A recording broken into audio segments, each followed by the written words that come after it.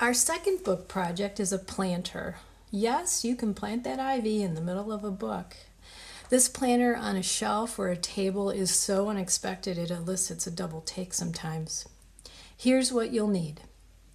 A book, preferably a thick hardcover one, a utility knife or an X-Acto knife. Either one of these will work. You just want to make sure that the blade is very sharp. A ruler, a plastic container, preferably square, because this will be easier to work with, that is smaller than the size of the cover. I happen to have a cheese container here. You can also use something like an iced tea bottle, and we'll cut that down. A small, low-growing plant, like an ivy that I have here, or low-growing succulents, or even a couple of the pixie plants, which are the miniature plants. They stay small. You'll need 2 or 3 stones. I pulled these out of my backyard. A pencil, and possibly some glue. You might need this, but we won't know until the very end. So you want a good thick book to work with. As I said, a hardcover book gives it a nicer look, but it's not a deal breaker. You just want to make sure that it is thick enough so that when you lay it on its back, it's got some height. The cover is going to lay open, so if your binding is falling apart, you can glue that together. This has had some repair done in it already, but it's still a good candidate for this project. So you're going to open the cover and kind of let it fall naturally where it might fall. When you open the first few pages, this looks pretty nice to me. The first few pages of the book are often pretty sparse text-wise. The cover pages, the title page. I think it's more interesting to have some text or some graphics on the pages that you'll see. So I'm happy with where this falls open, so I'm going to stick with this. Then I'm going to take my plastic container and set it on the page, and I'm going to trace around the bottom edge. This is where we're going to cut. So then I'll take my ruler and my X-Acto knife and start cutting right along that line and go a few pages in. If your knife is very sharp, you may be able to get deeper than the first couple of pages. You'll cut all 4 sides. Oopsie daisy. That's okay, we can fix that.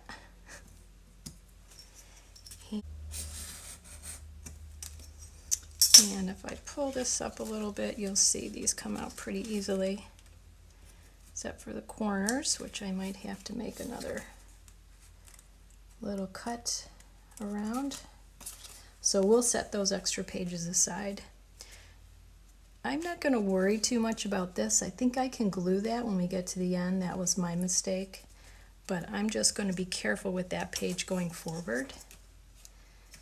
You can use your X-Acto knife and your ruler to continue cutting all the way down through the pages. Keep them as straight as possible. I'm going to be extra gentle on this side because I don't want to make my mistake worse. So cut there, and then one more cut this way.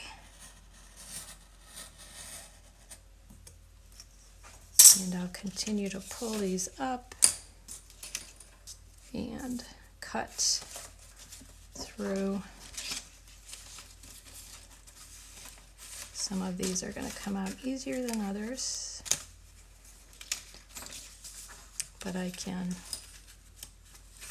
if it's not too bad in the corner, I can just tear it a little bit because these will be stacked on top of each other. It's most important to get the sides straight. So you'll continue through until you get all the way to the back. The last couple of pages you can leave intact. You know, I'd probably stop around there. So every now and then as you're going through cutting, flip your book pages back over to the beginning at your first page and slip your container inside just to make sure that you haven't gone off the square too much. You want it to fit snugly. So checking it every now and then will help as you go along. Before you get too far into cutting the square into your pages, you'll want to make sure that you measure the thickness of your pages. This is the book deck. So I'm going to measure it and see how far down my pages need to go and where I need to trim my plastic container. This looks like it's about 1 1/8 inches. So I'm going to transfer that measurement to my plastic container, and when I measure that 1 1/8 inches from the bottom, I see that it is right at this bottom mark where this wavy blue line is. Normally I would make a mark with my pencil all the way around so I'd know where to cut, but since this came with a built-in measurement for me, a built-in line, I'm just going to make a note to cut all the way around this lower blue line here, and that will fit into our hole and be level with the top of the pages. Okay, once you've cut all of your pages and you've gotten down to the very last page, you can set your book aside for the moment, and we're going to cut our container so that we'll fit in there snugly and be even with the top of the pages. You can use an X-Acto knife or scissors or whatever works best for you. Sometimes it's easier just to use a pair of scissors. This container is not too thick, so I should be able to go around pretty easily with my scissors. And as you recall, I had measured this, and it turns out that this lower blue line worked out to be where my measurement would be had I drawn it on here. So I'm going to use this pre-made line to get the right cut. Okay, so now that I've got my container cut, I'm going to go back to my book, make sure it fits in there snugly and is pretty even with, oops, let's see if this is fitting this way a little bit better. There. Okay. I think this is a square container all the way around, so this will fit in there nicely. Okay, now it's ready for the plant. So let's take our container out of our book, set that aside for the moment. I'm going to put some paper down on my work surface as I work with my plant to keep it clean.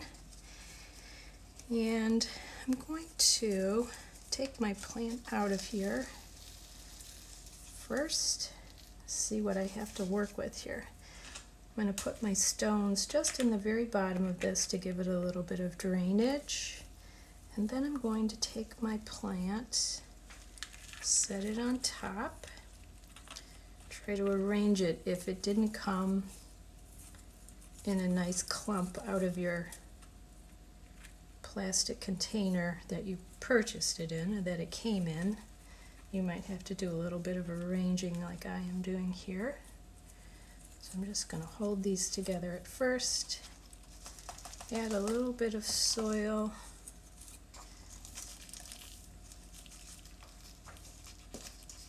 around the edges, and then I'm going to use a spoon to tap that in. Add a little bit on this side. Oops.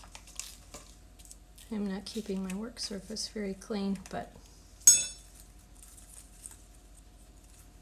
And I'm going to make sure that I don't have any spilling over the sides. I'll move this out of the way. Oops, I didn't do a very good job keeping my space clean. Then we'll bring the book back over and set this in.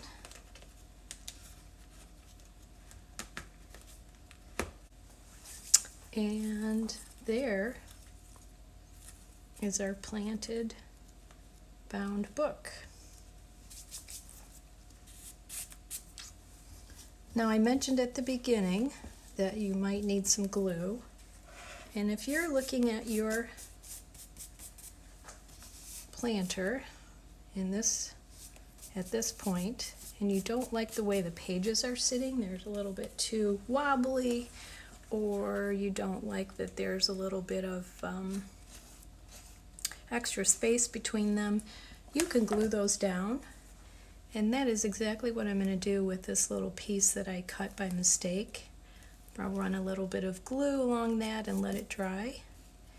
And eventually the plant will grow over that and you won't even notice it. And there is your beautiful planted bound book.